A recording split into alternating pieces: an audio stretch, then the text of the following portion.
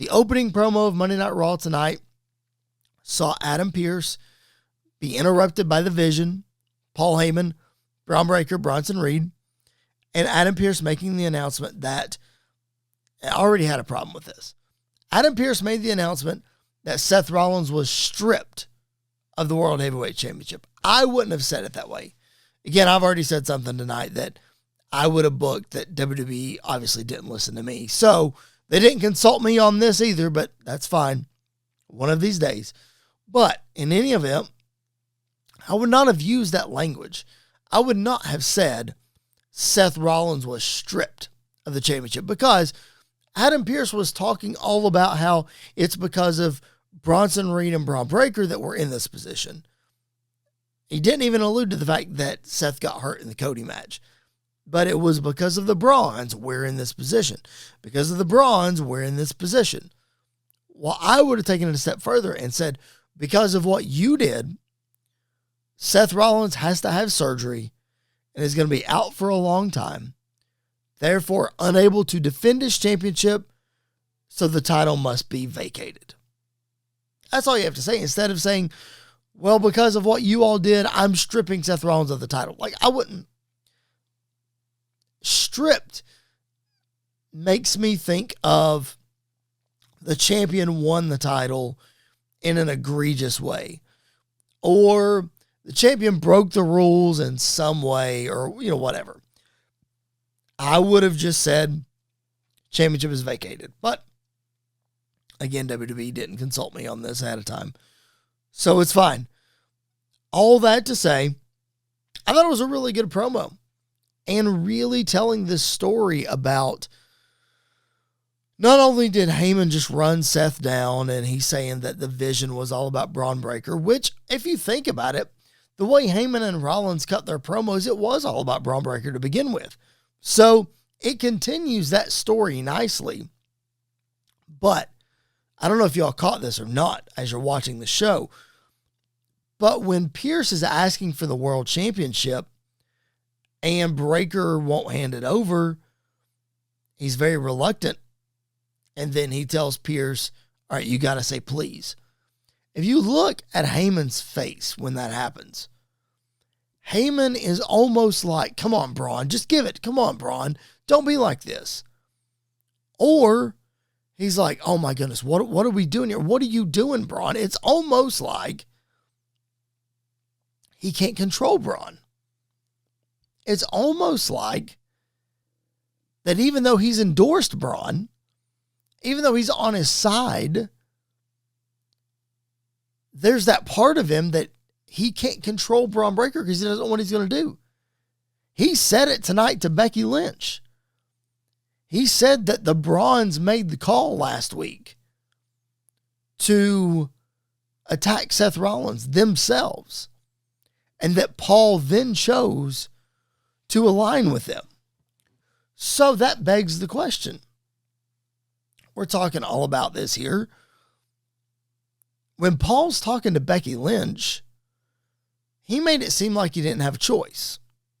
Which, talking to Seth Rollins' wife, I mean, you're trying to cover your tracks as best as you can, all the while trying to get her to join the Vision, which we'll get to that in just a second. But the language he was using with Becky Lynch was different than the language that he was using during his promo, and was different than the body language he was using while Braun Breaker was talking.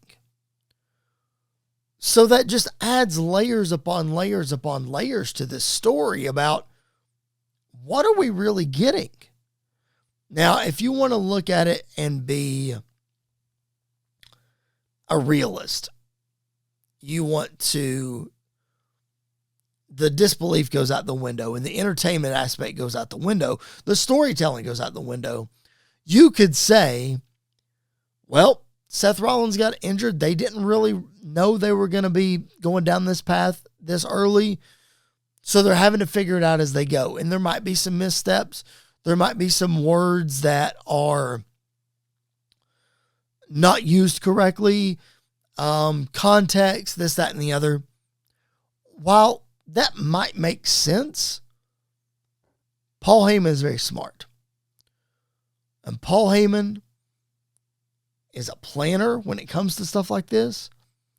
Paul Heyman is very strategic with what he says, how he says it.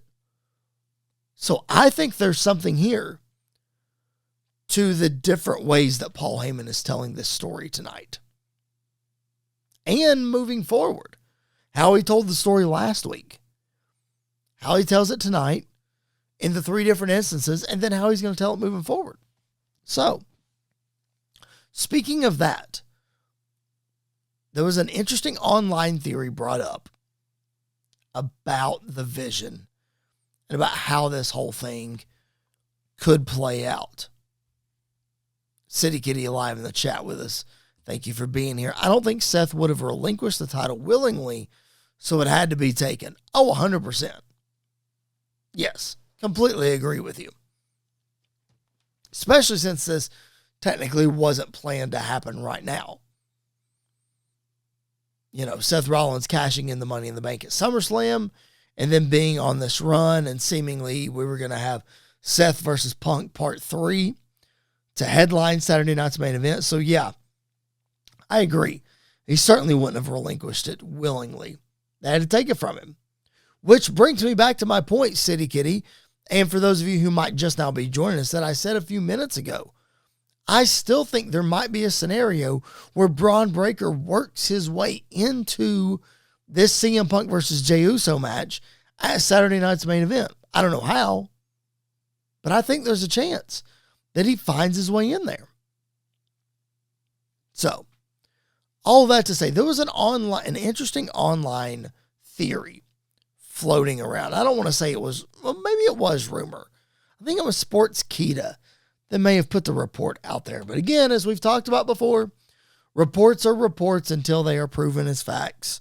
So who knows exactly if it's truth, what it is, who knows.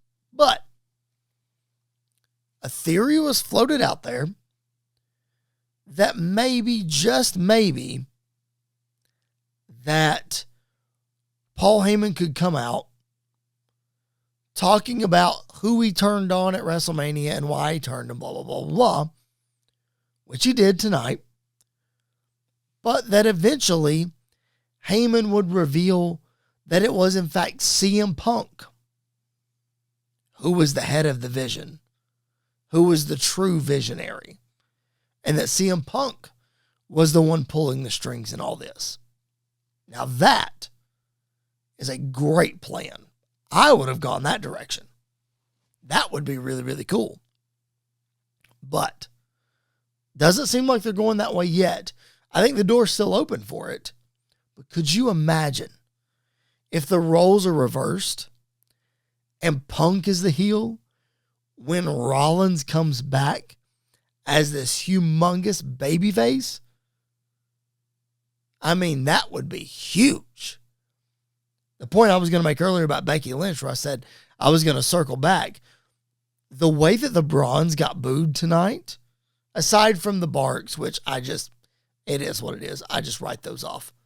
The way they got booed tonight, and the way that Heyman and Becky were talking backstage, Becky talking about how Seth knew that Heyman was going to eventually turn on him and that he didn't need him.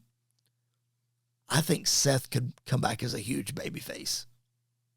Even though he's a better heel, I think he'd come back as a huge babyface. And if that CM Punk scenario were to happen, that would make him an even bigger babyface. Now, turning CM Punk heel might be like turning Edge heel in 2022. Probably not going to work in the long run. Because people just want to love CM Punk. Because he was gone from the WWE for 11 years or whatever it was. So, probably don't want him to be a heel, but this could be an interesting way to do it. I wouldn't mind it. But nonetheless, that's fantasy booking. That could happen. Maybe it will, maybe it won't.